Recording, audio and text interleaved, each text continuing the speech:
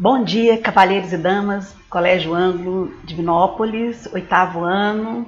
Que bom revê-los novamente. Hoje, a nossa aula não vai ser sobre um gênero textual, sobre um tipo textual ou um gênero textual. Hoje nós vamos trabalhar uma ferramenta textual. Olha que interessante, né? Nós trabalhamos artigo de divulgação científica, já falamos de crônica, né? Já falamos de vários tipos de texto, né? vários gêneros textuais. Mas hoje nós vamos trabalhar com essa ferramenta importantíssima que vocês já usam, às vezes até sem a gente ter consciência que está usando, mas a gente usa no nosso dia a dia, nas nossas construções textuais, mesmo nas respostas, né, dissertativas que todas as semanas vocês fazem com os diversos professores nos testes semanais, né? Então, nos nossos testes semanais, a gente está sempre produzindo texto, está sempre escrevendo, redigindo, dissertando.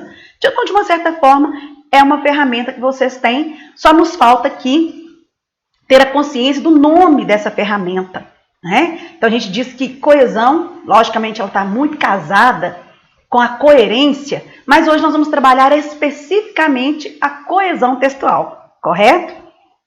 E só para vocês terem uma referência bacana, quando a gente fala de coesão textual, nós estamos falando de fatores importantes de textualidade, ou seja, o que faz com que o meu texto não seja um mero aglomerado de palavras. Né? O que faz com que o meu texto, né, que aquilo que eu escrevi, aquele monte de palavras que eu encadeei, não seja um mero grupo de palavras.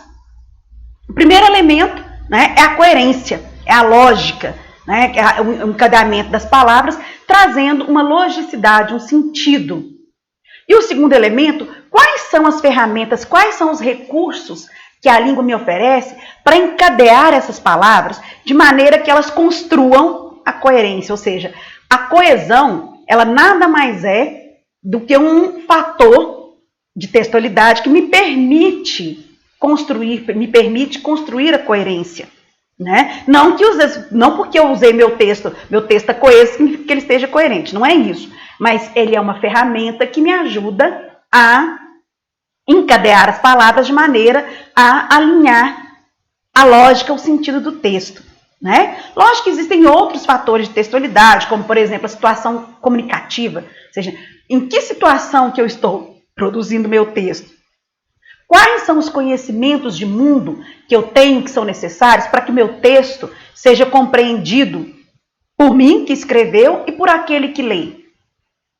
Com que intenção? Para que eu estou escrevendo aquele texto? O que esse texto traz de informação para o meu leitor? Né? Então é importante pensar isso. Então, em que situação, para quem que eu estou escrevendo, quem está escrevendo, em que situação que ele está escrevendo, quais são os conhecimentos extralinguísticos que não dependem, né, da língua, mas que dependem de conhecimento de mundo, né? Com que intenção, ou seja, para que eu escrevi, o que eu escrevi está informando, e o que eu escrevi dialoga com outros textos, ele se relaciona a outros textos, né? A gente lembra, é muito importante a gente lembrar isso, que a gente costuma dizer que não existe texto totalmente original, né? Porque, de uma certa forma, a gente vai bebendo fontes, né? Um exemplo claro, vocês vão estudar isso em literatura lá no ensino médio, né? Quando a gente fala de renascimento cultural, por exemplo, nós estamos bebendo na fonte greco-romana, né? Quando nós falamos de barroco, de uma certa forma, estamos bebendo lá na fonte da Idade Média, na Idade Média, perceberam? Então, o texto, ele tem links, ele tem diálogos, ele busca outros textos, correto? E aí, quando a gente pensa em coesão, o que eu posso definir como coesão? A coesão é a articulação. São os elementos que eu uso para construir o meu texto, continuar progredindo o meu texto, às vezes sendo necessária a repetição. Então, existem elementos de coesão que são a repetição, que às vezes a repetição, muita gente fala assim, não pode repetir no texto, tá doido? Não tem como eu não repetir no texto, não. Eu preciso repetir. Às vezes, a repetição é que me permite entender que eu estou me falando do mesmo assunto. Mas, às vezes, eu posso, ao invés de repetir, pegar palavras do mesmo campo semântico, do mesmo campo de significação e substituir.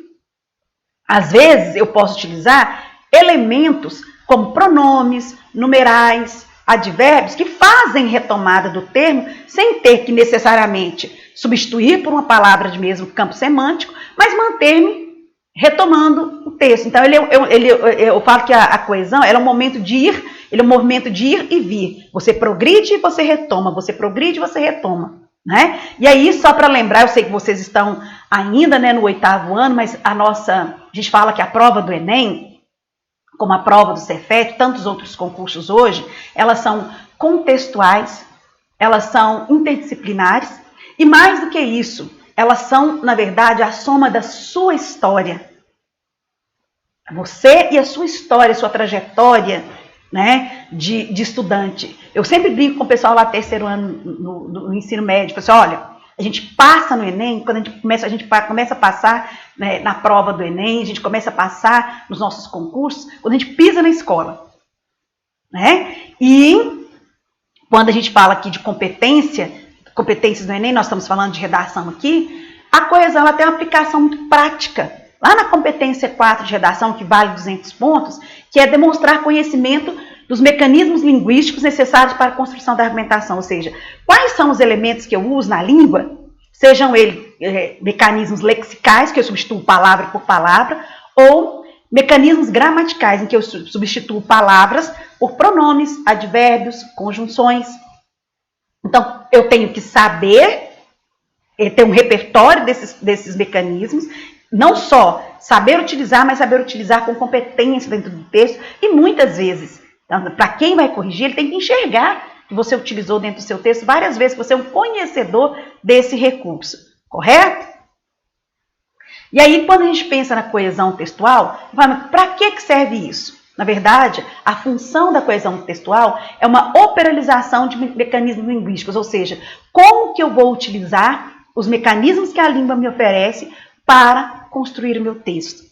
Né? Então, lógico que ela tem uma ligação íntima com a repetição, ele tem que repetir às vezes, mas às vezes eu posso usar mecanismos gramaticais, lexicais ou sequenciais, correto? Então, eu substituo por palavras de mesmo campo semântico, de mesmo sentido, substituo por classes de palavras diferentes, e aí eu vou progredindo. Ora, eu retomo algo que já foi dito, ora, eu antevejo algo que vai ser dito, que a gente chama de catáfora e anáfora, né? E aí, lembrando, nós temos ferramentas, e essas ferramentas nós precisamos tomar posse dessas ferramentas para que o nosso texto fique melhor, para que o nosso texto fique mais bem feito. Então, uma delas, que é a coesão de referencial, é o que a gente chama de anáfora ou catáfora. Anáfora, aquilo que já foi dito. Então, toda vez que eu uso uma palavra para retomar algo que foi dito, eu estou usando uma referência anafórica. Tranquilo? Claro para todo mundo? Agora, toda vez que eu uso, não precisa preocupar, pirar com essa nomenclatura aí, não. Ninguém vai cobrar essa nomenclatura de vocês. Vai cobrar o uso prático. Né? Que a gente está falando tecnicamente, mas, na verdade, é o uso prático que é o mais importante. Tá? Então, pode ficar todo mundo tranquilo.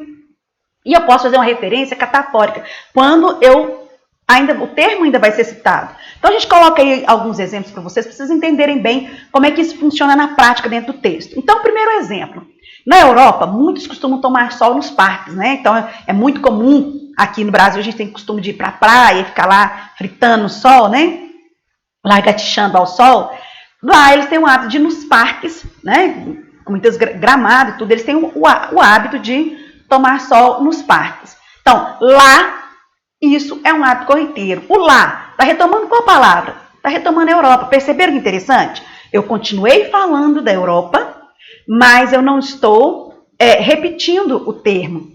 E ainda faço uma outra referência, uma outra anáfora. Né? Eu usei a anáfora 2 vezes em pouquíssimo tempo. Isso é um hábito corriqueiro. Esse isso está retomando o quê? O costume de tomar sol no parque. Perceberam que interessante? Então, eu falei a Europa, usei o lá, que é um pronome, o lá, que é um advérbio, para retomar Europa. Usei o pronome demonstrativo isso, para retomar o hábito de tomar sol.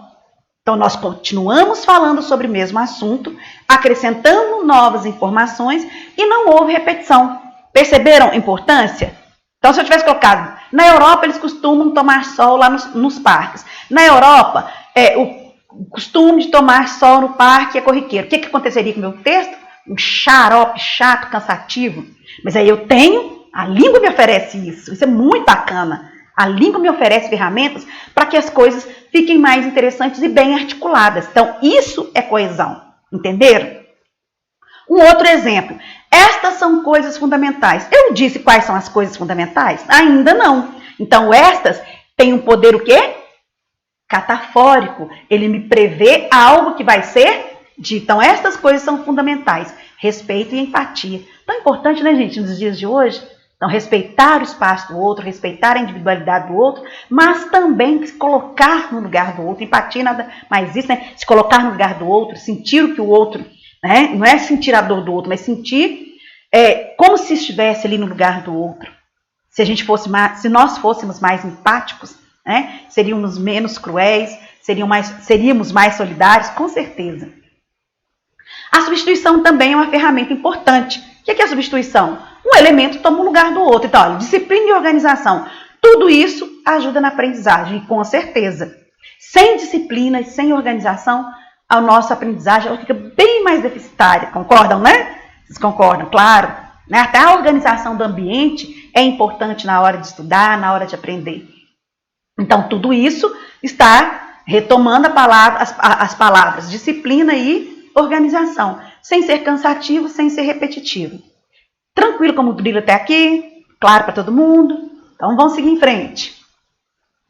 Outra ferramenta bacana, que eu gosto muito, eu acho que o texto fica muito estiloso, né? É a elipse. O que é elipse? É omissão de termo. Por quê? Às vezes você não precisa repetir a mesma palavra para que o outro entenda. Então, a omissão de termo, às vezes ela é interessante, ela torna o texto mais leve, mais suave, e eu particularmente acho que o texto fica muito elegante, muito bacana. Então, ó, leio sempre a veja. Ele, super interessante. Então, tá omitindo o quê? Então, eu leio sempre a veja. Ele sempre lê a super interessante. Então, eu omiti aí o verbo e o advérbio. Precisaria de repetir? Ele lê sempre? Não. O contexto me permite. Tá vendo? A coesão, a conexão, a conectividade do texto. Eu não preciso repetir. Eu posso omitir o termo e mesmo assim o leitor será capaz de inferir produtivamente sobre o que ele quer dizer, sobre o sentido que ele quer fazer. Tranquilo? Tem sentido para todo mundo? Aí nós vamos pensar agora um pouco aqui até então nós falamos de coesão gramatical, né? Substituindo por pronomes, substituindo por advérbios, depois a gente vai retomar isso, mas a coesão lexical também ela é muito interessante, né? Quando eu faço a repetição de um item, através do quê? Olha que interessante, eu repito, mas sem ser repetitivo. Paradoxal, né? Doido isso. Então eu repito sem ser repetitivo, ou seja, eu pego palavras do mesmo campo de significação, do mesmo campo. E aí é importante a gente lembrar que na língua portuguesa não existem sinônimos perfeitos ou antônimos perfeitos. Existem palavras que lembram palavras. Então pode ser através de sinônimo, são sentidos próximos, antônimos, sentidos opostos, hiperônimos, também não precisa se preocupar, não precisa surtar com esses nomes aí não. Hiperônimos, que são os sentidos mais amplos, e os hipônimos, que são os sentidos mais estritos, mais específicos. Ou a reiteração de termos. Então, quando eu repito o termo mesmo, a reiteração nada mais é do que uma repetição. Posso fazer uma estratégia interessante que chama-se nominalização, que eu transformo. Então, eu falei assim, olha, os americanos inventaram tal coisa. A invenção foi importante. Opa, antes eu havia falado o verbo. Depois eu quero continuar falando da invenção. Ao invés de usar o verbo, eu troco o substantivo. Eu continuo dentro do mesmo campo, dentro da mesma faixa de significação, mas eu troco a palavra.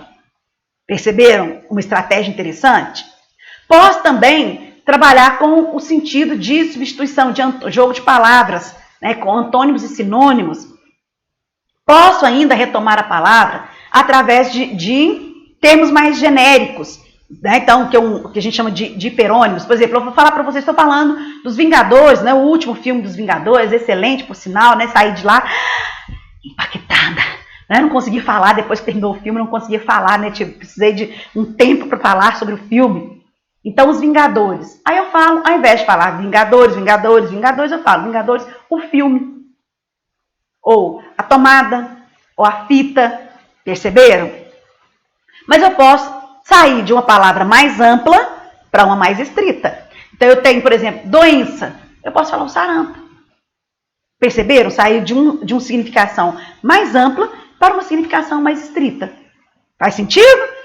Tranquilo? Então, um exemplo aqui para vocês, né? Depois, em casa, eu não vou ler o texto, lógico que não. Não é um texto muito interessante que eu escolhi aí para vocês, falando sobre economia solidária. O que é essa economia solidária? Como que ela funciona? Né? Para que ela serve?